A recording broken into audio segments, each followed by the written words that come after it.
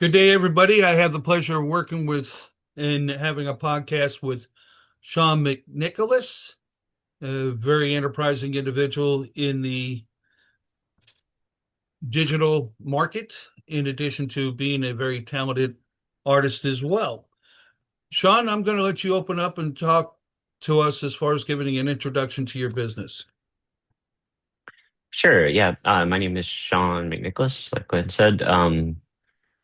Basically, I am like a consultant advisor. I play the role of like a fractional CTO or a fractional IT director. I will go into a company's environment, evaluate their technology stack, identify pain points, identify quick win sprints that we can do that turn pain points into progress, and what affects profit margin. And I look at I look at a company from like an overall CTO sort of a mindset, to evaluate where things are failing or where the pain points are existing. Because people don't reach out to me until they are in trouble, typically, and so I get involved to try to identify, where a tech stack is failing, where improvements can be made. Or sometimes it's when a company is growing from like the $5 to $10 million mark, and they're trying to make the leap to the 20 to $100 million mark, and they have to move their infrastructure from a more private, Excel non-CRM sort of basis, or even like a small third-party CRM, and they want to move to more of an enterprise market. And the challenge right now is that one of the things that I'm starting to identify is the SaaS market is getting hit pretty aggressively. It hasn't hit many of the big CRMs yet, but the ability for AI to write custom code for an end user has gotten to the point where we can spin up environments rather quickly and inexpensively, and there's not a lot of guidance out there for doing that in an enterprise secure, well thought out method, because so many people right now claim that they know how to write code because Claude is writing it for them, but they're not thinking about security. They're not thinking about reliability. They're not thinking about distribution. They're not thinking about what happens when the power goes out, those kinds of things. And so that's where I get involved, just to think about things from an enterprise standpoint, because I have been working in IT for 3 decades. So, I've seen all the failures and I know what to look for. So that's kind of what I do. Very impressive. Now, as mentioned, you're into the digital market in addition to being an artist. Very diverse career. How have these two played a major role in your journey that shaped your unique perspective? I guess the biggest thing is that my understanding of technology um, predates most people. I took my first class in 1978. I learned BASIC when I was only 10 years old. So um, I've been programming my entire life, and I got into the creative side of things just because my ADHD brain needs to think outside of the box for most things, and I couldn't see myself locked into the box of somebody sitting in a back room writing code. I prefer to be in front of people. I prefer to think about business strategy kind of things, and my my visual arts really applies because I think about things from user experience perspective more than most tech people. I think about the way that the customer feels when they're looking at the platform that I'm building. It has to be enjoyable. Otherwise, even the most redundant job that you have, you can make interfaces enjoyable to work on, and you can get out of the way by producing less bugs and making the user interface at least, feel approachable. So I follow a lot of design philosophies, and I kind of build user experience philosophy into what I'm doing. In my non-traditional education, I have I've probably never read a book on technology.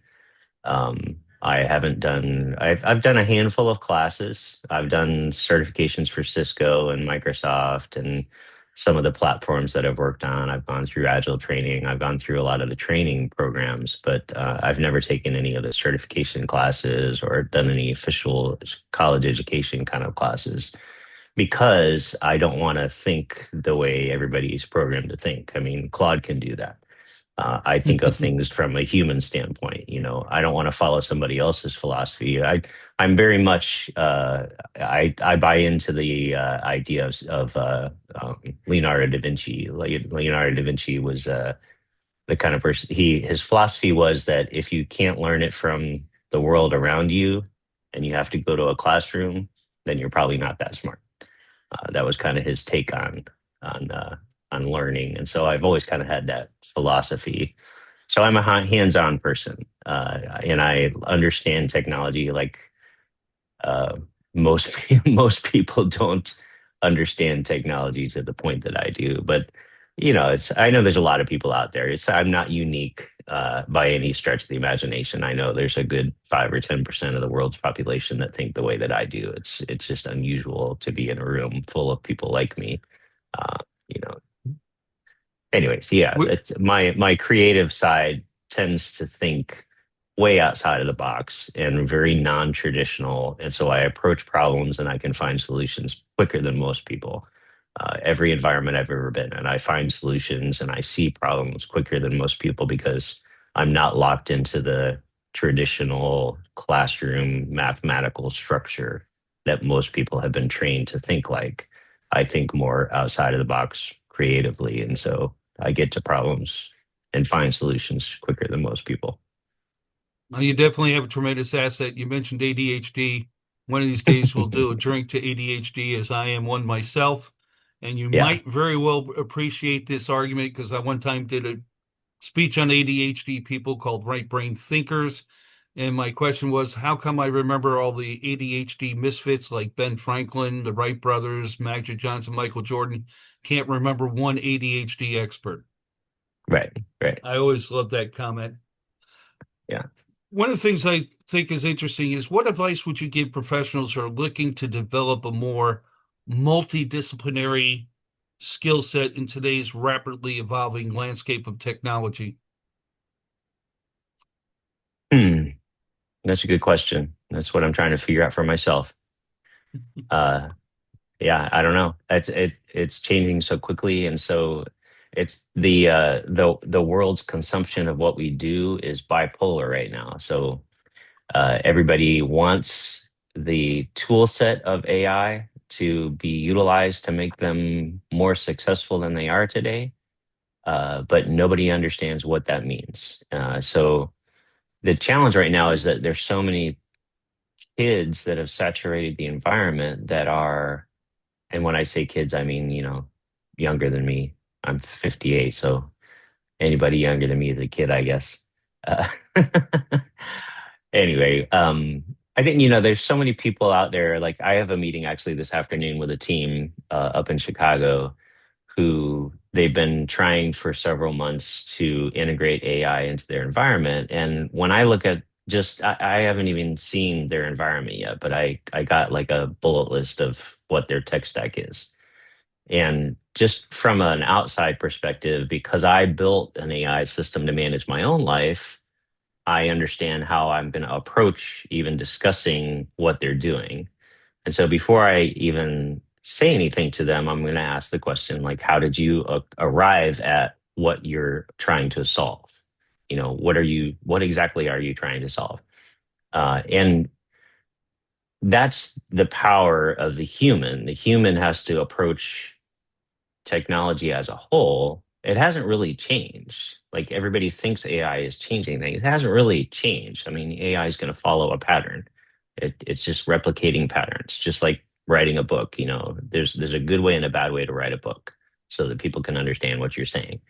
uh, AI can replicate the patterns that are successful. It's got access to millions and millions of books. It sees which ones are the best sellers, and let me write the way this guy wrote. You know, and so that's the same thing with technology. It's following patterns that are successful. So I don't have to necessarily go to class to learn how to write TypeScript, I can just tell Claude to write TypeScript and build me a function. But why I build that function is the question. Is that a problem that you realistically need to solve? And then did the system solve it the way that needs to be solved? And is it enjoyable to work on? Is it causing more problems down the road? Those are the kinds of things that no computer is going to be able to reverse engineer because you as a team are functioning the way that the world functions for you. And the thing that I'm realizing right now is that,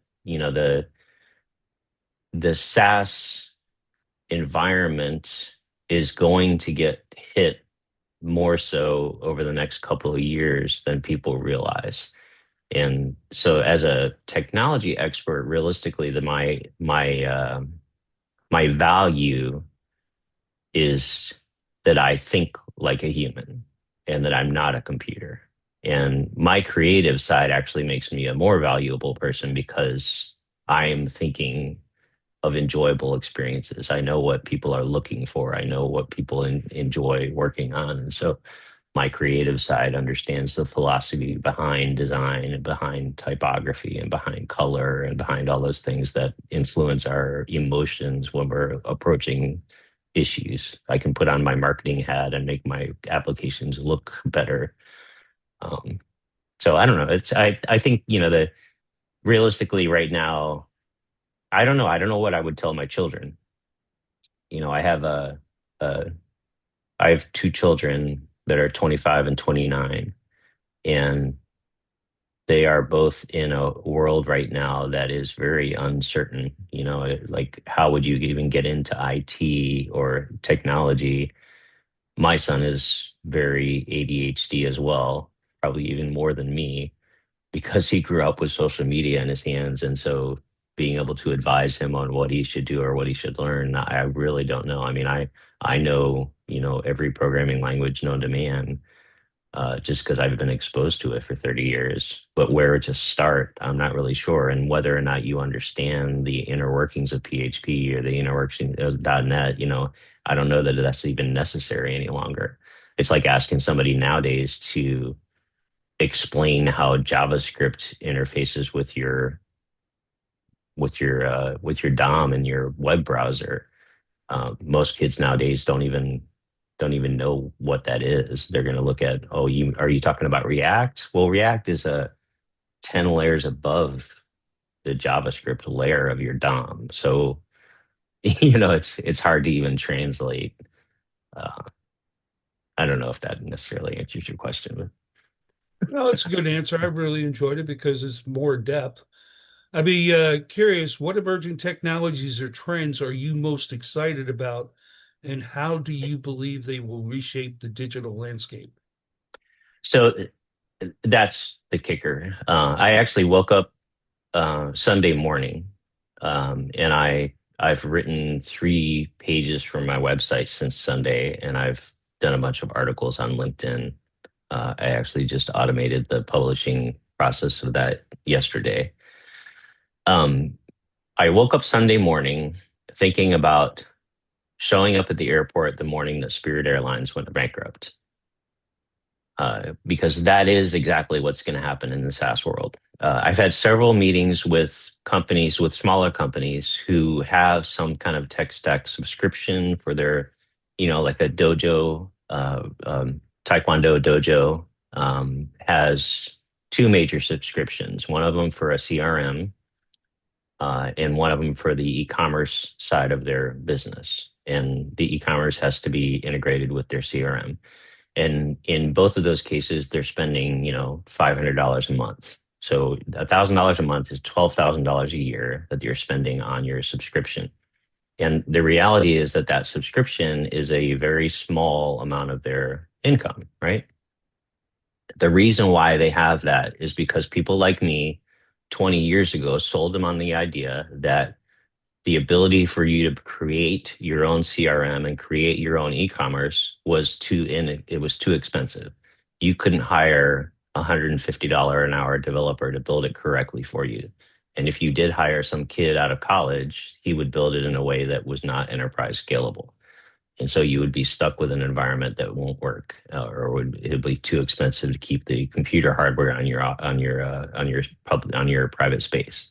So we sold everybody 20 years ago on the idea that SaaS was necessary.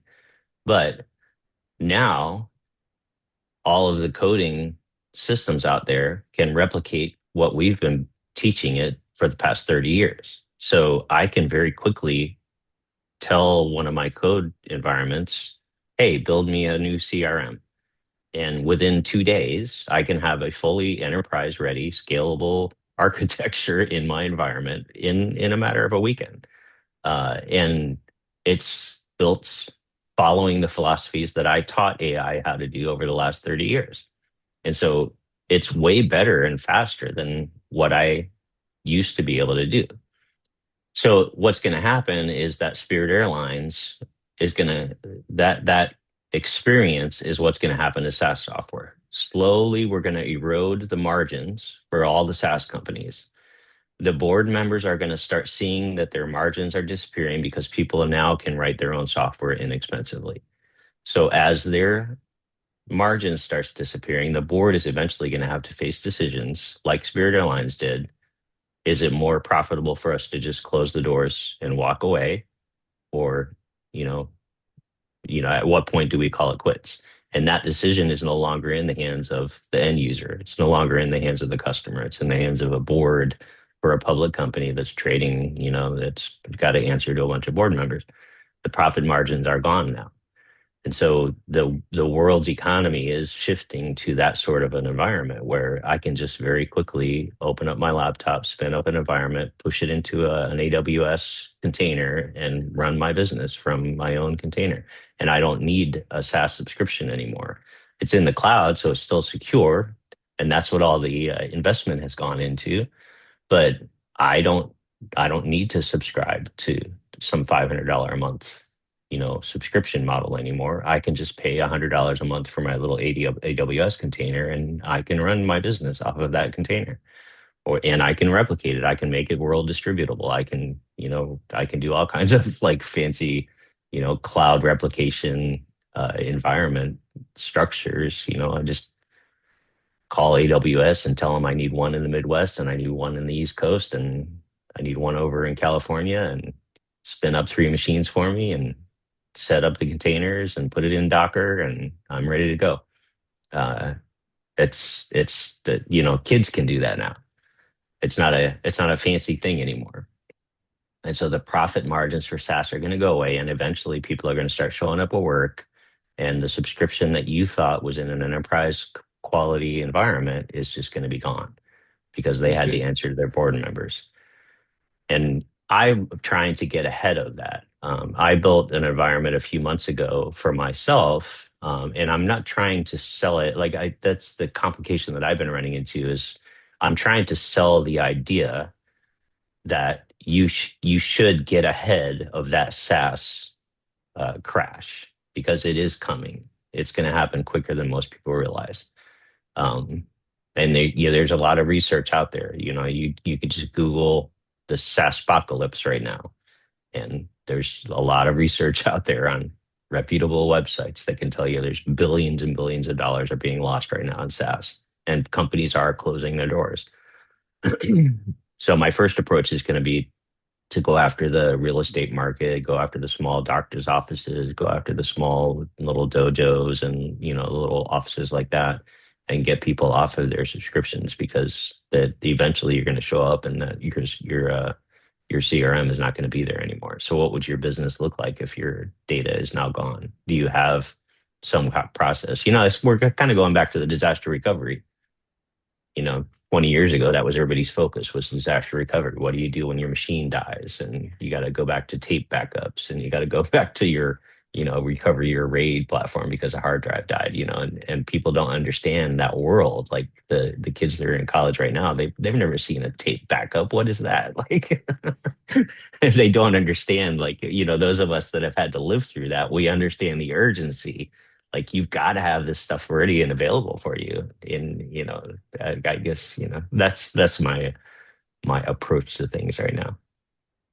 Well, we still use tapes. It's kind of interesting, but we do network. I know, it's crazy. We have the disc to disc backups. However, we still need to put it on tape to be able to have it archived off site. So that Right, right. process, but I do remember the Yeah, but old mag reel tapes. when's the last time you actually had somebody request one of the archive backups? I've been Oh, in IT for 30 years and that's happened to me once. Once in my life, I had to try to recover a tape backup and it was a nightmare. It took me like 4 days to recover like a 8 gigabytes of data. Like it was crazy. that would be painful. However, the tapes that we use for the from disc to tape backup was higher density. I had to do it a few times because I will just say this: I worked in the Department of Defense. I got into a conflict as far as we do not do test and development on a zipper production machine. They did it anyway, and somebody ended up destroying stuff. So it was a pain in the neck. That's all I can say. Yeah, yeah. The Right. Now one of the things is share an example of a common disconnected software tool that you've encountered and how you transformed them into a unified system. You have an example? Oh, sure. Yeah. The biggest one is planning. Like you go into an environment and all the young guys want to use Slack, or they want to use, those of us that have been around for long and I'm on all free stuff. They're still using Google to do the Google Chat, and nobody's figured out like you can actually integrate those things together into your CRM. And so the biggest thing I did is I put a Trello style project board in my environment that is integrated with Slack and it's integrated with text and it's integrated with voicemail. And so everything is all integrated into a single environment. And so when my AI is trying to figure out what I'm supposed to be doing today, it has access to the data from all of those endpoints, my project boards, my and I don't have to necessarily. I built it myself, and so I have my own version of Trello and my own version of text messaging and my own version. But it is fully integrated with those other platforms, and so what I put into my platform pushes out to theirs, and what they put in theirs is pushing back to mine. And so I have a two-way communication, and that's what I'm selling is when I go into an environment, and if you've got 30 employees that are using Slack, there's a disconnect happening. I remember I used to work for an education company that did marketing for a dozen universities, and their marketing budget was like $35 million a year. And we had a team of, I think it was like 700 or 800 call center employees, and then a team of about 120 developers. And the ability to manage whether or not somebody's communicating via text, Slack, Google Messenger, iMessenger, what's the one what was the open source messenger that used to be everybody used to use, I can't remember what the name of it is. Anyway, Good. so you get people that are, and I'm in Jira, and I'm in some of the departments were in Trello, and some were in Jira before the two merged, and some were in Git, and they were using Git for the project boards. And so I went in front of the executive team one time to present how I start my day. And I literally had this map of 20 different communication tools that none of them talk to each other. And the reality is that you've got to figure out a way to like integrate things, and everybody goes to it's the same SaaS model. Like everybody goes to Salesforce to think Salesforce has all these integration tools to be able to integrate all these different endpoints. But the cost to do that is just astronomical, especially for a company that size. We ended up spending a couple $1 million on integrating everything into Salesforce. And that's my argument now is like I've had that experience. And so I can, in a month's time, replace that $2.5 million investment that you spent for 30 grand. So the cost is very dramatically different. Did I answer One, your question? Did I actually yeah, answer your question? I believe you did. It's a wealth of great information. Yeah. Hey, one of the things is this is what this is all about for you to espouse your ideas since you're an industry expert, and I think you're doing an outstanding job. Now, as an executive advisor, which basically is a quick and dirty title for you with what you've done in technology, what is your philosophy for guiding companies through the significant technological and organizational shifts going on with today's ever fast-paced technologies? So I think that you're seeing in the news right now what most executives did not think about that they should have been thinking about from the beginning. And it's the reason why I avoided AI for a long time because the tools did not exist to be able to hold AI accountable or to be able to hold your technology department accountable for what they're doing. And what I did is again, I built my own environment, not because I want to sell it, but because I want to build the foundation of what I'm speaking about. And so from the very beginning, I built my environment to be fully compliant, fully secure. I can pass any security test and I can pass any compliance test on against my environment. Number two, can I tell you granularly what every user every day does in my platform and what they're spending on AI tokens and what the cost benefit is of that environment? And so I can very quickly pull up an executive dashboard to say, here's what you're spending on AI. Here's what the pricing model was last month. Here's what the pricing is coming up next month. And here's what your cost is going to be. And so I can very quickly get ahead of it. And that does not exist. That's why you see Uber spent $500 million dollars on their AI rollout because they had no accountability and they didn't realize and I posted in LinkedIn a few weeks ago. Um, we all received, anybody that uses GitHub received an email a couple months ago that said, we're changing our pricing model for AI usage. It's going from this model to this model, and it's a significant change. And so everybody received this email. And basically, it said your price for your usage of AI was going to multiply by 12. So I did several analysis. I was spending $200 a month as an individual, and my price was going to go up to 2 grand. And so for that month, I stopped interviewing and I stopped working and I just focused on my own environment. Let me do as much as I can for free right now. And so I just spun up all these integrations with all these different tools. And I did not talk to anybody for a month and a half. And it was because it was almost free at the time. You know, I could just use all the Git, and all the agents, and it was almost free because it was all subsidized. And now, if I go in and I put in what I'm doing, even with a little bit that I've done over the last month or so, has cost me, $500 or $600. But if I had done it the month before, it would have cost me several $1,000s. But you multiply that by an enterprise environment that's got several hundred employees, and you're talking about a huge bill. And I Yes. put on LinkedIn, and nobody even noticed what I said.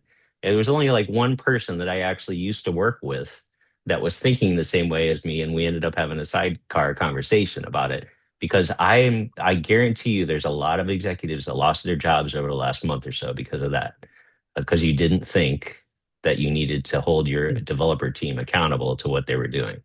And you got tons of kids that work in your environment that were doing things on agents and claiming they were working 8 hours a day, but they were only working a half an hour. That's the reality of what. And I probably would have too if I was 20 years younger. I would have done the same thing. But you got to get ahead of things. You got to have reporting needs to be a part of the core structure of what you're building. You got to have accountability. You got to have the data models. You got to have all of the HydroDB analysis going on. You've got to have all your eggs need to be visible so you can see what's actually being done in your environment. That's the first thing I would tell anybody is, Okay. whatever you're building, you need to build in an environment that you can hold people accountable for. That's my All I'm biggest going to challenge right say, now is that okay. I'm gonna actually be working with a real estate company here, and that's the biggest challenge that I'm gonna have. I guarantee it. Like, it's my first conversation is gonna be, what are you doing? And everybody's gonna have some agent running on their little local laptop. And if you don't put it in an environment that has singular scalability and I'm able to report on what your behavior is, then you have no idea what you're doing and you have no visibility into what anybody else is doing. And so as an executive, you just want me to write you a blank check and just let you run willy-nilly? Like that's not how you do business. Yeah. One of the things is you're talking about all the dynamics and the moving parts that involves AI. There's a gentleman by the name of Matt Flanagan who's out of California. He has the company Path. And I was very intrigued, and I'll be interested in listening your thoughts on his remark. He said, if you want to know how valuable the AI agent is, pull the agent out and see if it breaks the application. If it breaks Right, the right, application, you needed it. If you pull it and it doesn't do anything impacting the adverse operations, that AI right, agent doesn't belong there. right. Yeah, I totally agree. Now, And you should be able to function without it. Your company should not die if you pull an AI agent. If I come in one day and that's the one thing I did is I've got like a writing assistant and I've got a coding assistant and I've got all of these assistants, but they're subscribed to all of the models. They're not just subscribed to one. So if Claude goes down or Claude 4.8 goes to 4.9 or whatever it does, I just automatically switch to GPT or switch to Perplexity or switch to one of the other okay, models, switch to Gemini. It just automatically switches to the agent that is working right now. So I'm not dependent on, and I don't have the infrastructure personally to be able to build my own AI model. I don't have a big, huge supercomputer in my environment right now, but that's what I would do. I would build my own supercomputer that is capable of doing AI, at least from the scale that I have access to, um, and be able to run without being dependent on Claude or dependent on GPT or dependent on Gemini. Like I don't want to be dependent on those other models. okay. Now, discuss a specific project where you leveraged AI to streamline workflows and create truly innovative digital experiences. What were your challenges and triumphs in that process? Hmm.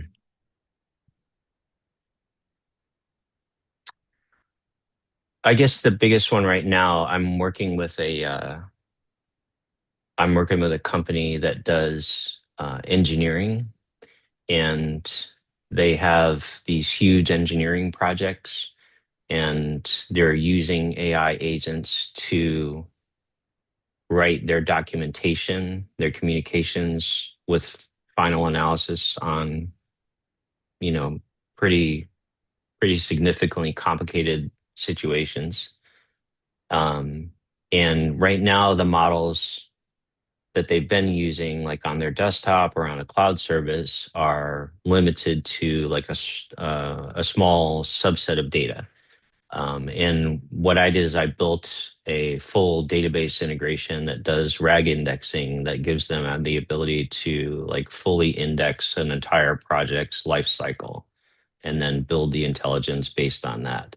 And then I can compare what the four different agents come back with analysis. Like GPT will analyze things in one way, and Claude will analyze things in a different way, and I put it into Gemini and I get a slightly different response.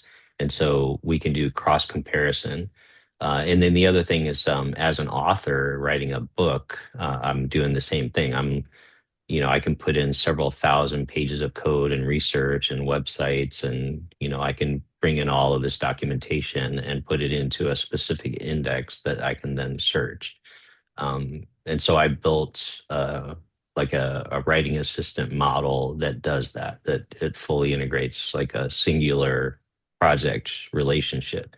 So it's kind of like mimicking your voice. I can upload a bunch of recordings of my voice and tell AI to mimic my voice. It's the same thing. I can do it specifically based on a project or based on a customer. Is if anybody's ever worked in marketing, like when you change from, you're doing an ad campaign for Reebok and then you change to an ad campaign for Nike, they have different voices. Their ads look different, they feel different, they sound different, and it's because that brand has an individual voice. But you can run it all through a single ad agency and make it look like that brand. And so that's what I'm focusing my models on, doing that from an analytical standpoint and be able to, you know, analyze huge amounts of data, which you can't necessarily do on the out of the box agents. Now, Does I that know you're answer your using, question? yes, it did. You most definitely did. I know you use AI agents. Are there other areas within your company that you are considering to add AI agents to that you're not right now? Um, mm, I haven't run across anything major. One of the bottlenecks that I want to try to get ahead of, and I forced myself to, I don't know how to say this in a way that makes sense. I fully integrated. So for my own company, I'm doing marketing and branding on all the social media platforms. And so I built a bunch of like recordings and articles, and I did all of the stuff. And then I integrated with Facebook and LinkedIn and Instagram and TikTok and all of the platforms. And they all have like a different um, requirement for the way that they publish things. And so I can take a single page or a single article or a single idea and tell it like every day at this time, I want it to go into all of these platforms. And in when you post into each platform, I want you to post it in a way that makes the voice makes more sense for that platform. Um, but the challenge is that most of the web scraping capability is going away. And so if I install Claude on my machine as a standalone application on my laptop, then Claude has the ability to go out and do web scraping, right? But all of the social media platforms a few months ago started notifying everybody that that is going away. And if you ask the agent to build something like that for your environment, the agent will come back and tell you, you know, I could do that, but it's a waste of time because eventually that ability is going to go away. And so I forced myself to think from the standpoint of the future. How can I integrate the APIs to be able to get the analytical information back from my campaign so I can make more intelligent decisions going forward? That's the biggest challenge right now, is that the amount of time that it takes to go through the API integration for that is pretty daunting, to be, you know, going out and having to get ahead of the regulations for like say TikTok. You know, TikTok, because it's in the news all the time, they have much more stringent regulations behind how and why you integrate things. And Okay. WhatsApp is kind of like that. You know, you can install an agent that'll read your application running on your laptop, but I can't put it in an enterprise because an enterprise requires the API, and the API is required for full integration. And so, you know, there's all kinds of challenges that come with that. So I built my environment around forcing me to get ahead of that curve. Uh, Mhm. I guess that's my biggest, Okay. if that Now, answers your question. yes, it does. Do you have a staff? I do not. No, Okay. not yet. The Not yet. So you're hoping to have a staff down the road. Yeah, Okay. Well, I wish yeah, you a lot of definitely. luck. And if you hire staff, what are they going to be primarily focused on if you were to do that? I guess marketing and accounting. I need people to help me get my message out, and marketing and accounting is the two things that I can't stand doing. Okay. That's I don't like to waste my time. I like to build stuff. I don't.